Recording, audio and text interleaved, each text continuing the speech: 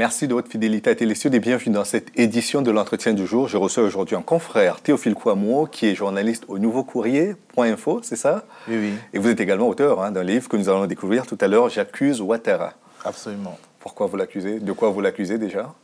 Disons qu'en fait, c'est tout un esprit. C'est-à-dire qu'aujourd'hui, le livre il est sorti le 18 juin, donc le jour où devait se tenir l'audience de confirmation des charges du président Gbagbo.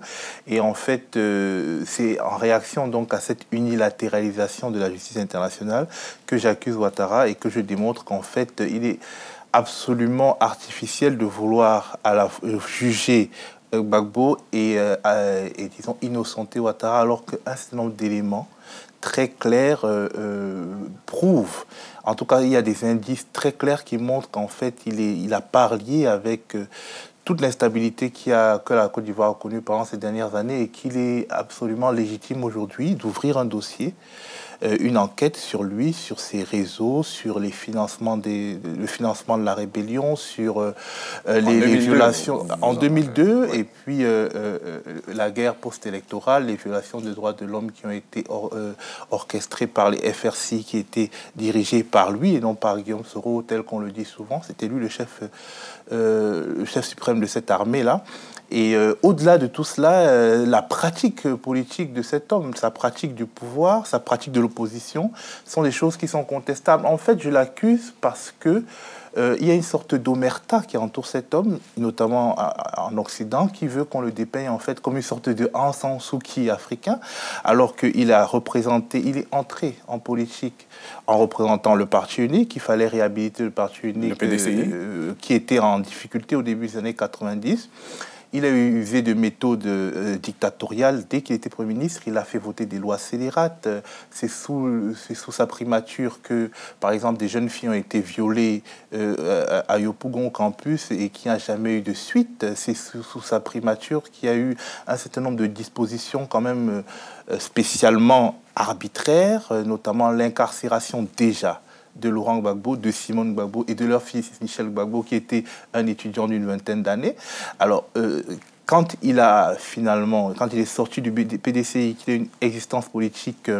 à cause de l'ivoirité, finalement, parce que c'était pas une sortie de son plein gré. Il est sorti du PDCI parce que la Constitution voulait que ce soit Henri Konan Bédié qui devienne le président. Il n'était pas d'accord, donc il a créé un parti pour alimenter ses ambitions à lui. Et dans le livre, je démontre qu'en fait, dès lors qu'Alassane Ouattara est entré en politique sous son label propre, il est entré en politique en brandissant la question ethnique. Là où le PDCI, Houphouët-Boigny, avait disons, brandi la question des agriculteurs africains, de l'égalité entre les Blancs et les Noirs, là où le FPI de Gbagbo avait brandi les thèmes du socialisme et de la transition démocratique, le RDR de Ouattara est né très clairement sur une thématique exclusivement ethnique. Et ce livre le démontre... À cause du rejet qu'on lui renvoyait, en fait. Non, justement, livre démontre que la charte du Nord, c'est-à-dire le brûlot ethnocentriste, en fait, finalement, qui signe l'entrée de Ouattara en politique, il est de 1991. Or,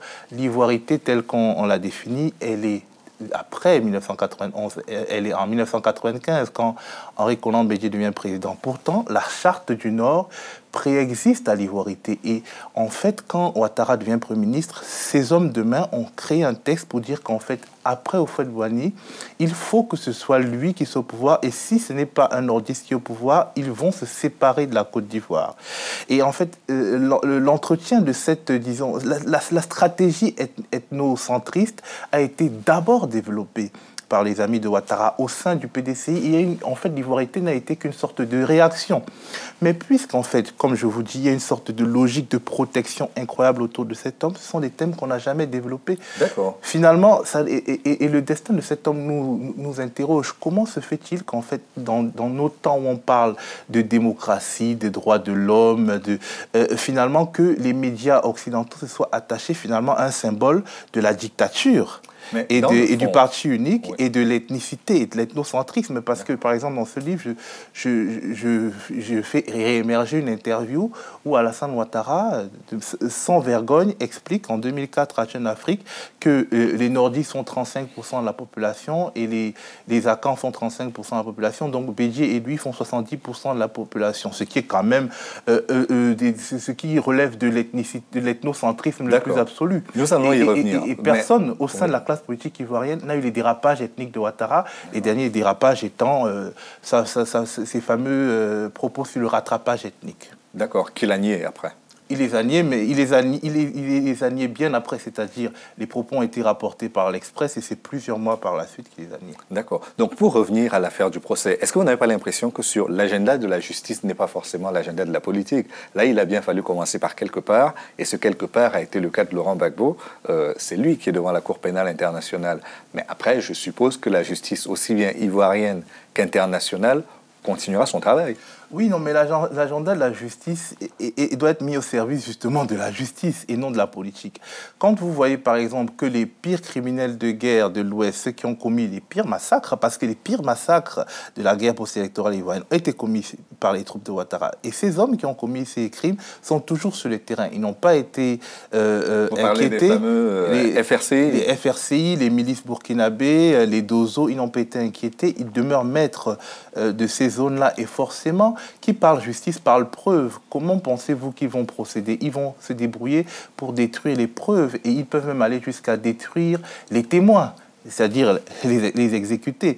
Donc, quand la justice préfère prendre quelqu'un d'une prison pour le mettre dans une autre prison, alors que des personnes, des bourreaux présumés sont en liberté, on voit bien que ce n'est pas la justice que cette justice recherche. Et quand on regarde même l'histoire, la jeune histoire des tribunaux internationaux, on se rend compte qu'ils ont toujours été des tribunaux unilatéraux. Quand vous voyez le tribunal spécial sur la Sierra Leone, il est unilatéral. Quand vous voyez un peu le TPIR sur le Rwanda, il est à sens unique, il n'a jamais jugé un proche de Kagame. Quand vous regardez même la CPI sur la Centrafrique, il y a eu les libérateurs de Bozizé qui ont commis des crimes, les troupes de Patassé et les supplétifs de Bemba, il n'y a que Bemba qui a été jugé.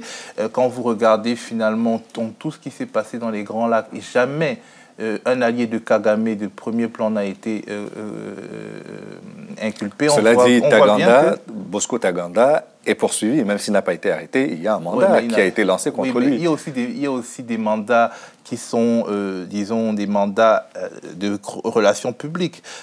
Quand on frappe des hommes politiques d'ordre principal dans un camp et qu'on cherche des seconds couteaux et que finalement tout le monde se met d'accord sur le fait que la justice en Côte d'Ivoire, par exemple, reviendrait à accuser Laurent Gbagbo, Simone Gbagbo, Charles Blé Goudé et puis des obscurs chefs de guerre de l'autre côté, alors qu'on voit bien qu'effectivement, il ne peut pas avoir en une seule journée 800 personnes assassinées dans une seule ville sans qu'il y ait une politique qui a mis en place cette épuration ethnique. On voit bien qu'il y a un problème. Quand vous regardez même les données du HCR, pendant toute la guerre, le Haut Commissariat des réfugiés, pendant toute la guerre post-électorale en Côte d'Ivoire, il n'y a que les pro-Gbagbo qui ont été déplacés de guerre, réfugiés. Ça veut dire qu'en fait, la persécution politique a poussé une seule partie à fuir le pays. Ça signifie bien qu'en fait, il y avait une politique concertée. Mais que pensez-vous donc qu'un tribunal qui est, disons, financé par les Occidentaux va mettre celui que les Occidentaux ont installé après 10 années de travail minutieux au pouvoir derrière les barreaux juste pour l'idéal de la justice? Ne soyons pas naïfs. Les Africains doivent cesser d'être naïfs et bien se rendre compte que, en toute chose, celui qui paye, c'est celui qui commande. Et en l'occurrence, la justice internationale, elle est téléguidée par les puissances européennes qui financent la Cour pénale internationale. Et je vous dis aussi que la Cour pénale internationale est même financée par des ONG, des fondations, des fonds publics. Imaginez-vous que le tribunal de Paris ou d'Abidjan ou de Douala soit financé par des fonds privés. Cela dit, quand vous entendez par exemple Charles Blé Goudé qui vous dit « je suis prêt aujourd'hui à aller devant la Cour pénale internationale », est-ce que cela signifie pour vous qu'il y a aujourd'hui un peu de bonne foi qu'il est possible que l'on ait également, parce qu'on l'a accusé de beaucoup de choses, notamment d'avoir armé des jeunes, d'avoir armé la population, d'avoir fait libérer les prisonniers qui étaient à la maison d'arrêt d'Abidjan. Enfin, non, ça, bon, là, sur la Maca, je vous arrête tout de suite. Oui. Ibrahim Koulibaly a lui-même dit que c'est lui qui a fait... D'accord, mais il lui est reproché un certain nombre de choses. Les faisceaux d'accusation sont importants. Oui, mais vous savez, l'accusation... Quand vous accusez beaucoup, finalement, on se dit, oh, il est tellement accusé qu'il a forcément dû faire quelque chose. Pour Charles Blé Goudé n'a pas été un leader de milice. Il était le leader d'une association politique de patriotes. Effectivement, à un moment donné, il y avait des patriotes armés.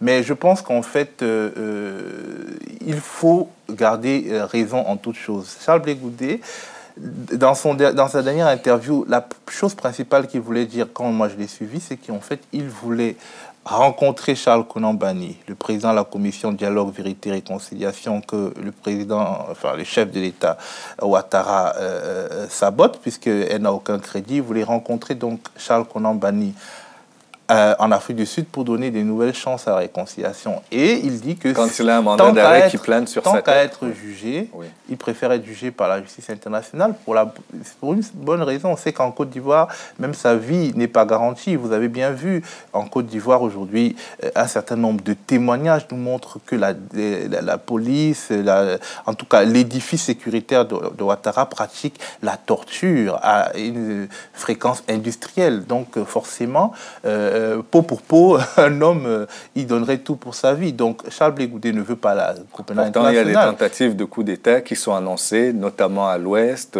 Oui, des tentatives de coup d'État qui sont annoncées et des aveux qui sont extorqués par la torture. Donc, effectivement, il ne faut pas non plus être naïf. Dans la mesure où le dialogue politique est bloqué, effectivement, il peut y avoir des tentations de coups de force. Et aujourd'hui, ceux qui sont au pouvoir en Côte d'Ivoire sont très mal placés pour condamner les coups de force d'un point de vue moral, puisque ils ont quand même été les spécialistes des coups de force. Et c'est Diki Konaté du camp Ouattara qui a dit qu'eux, ils sont les professionnels du coup d'État.